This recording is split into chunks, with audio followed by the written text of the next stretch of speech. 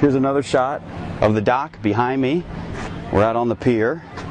And what was I saying? Oh yeah, Chautauqua means spiritual retreat, which has been good to get away from technology and just let your mind relax. It's amazing how many ideas can come to you when you get away from all the distractions, the phone and the internet.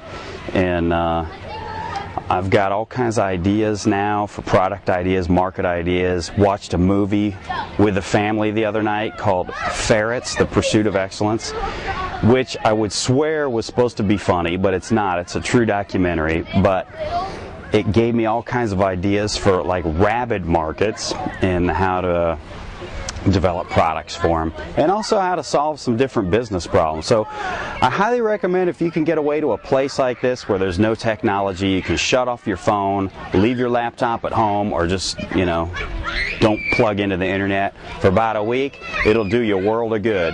Anyway, here comes the kids. Just wanted to sign off and wanted to say hello to everybody on DobermanDan.com.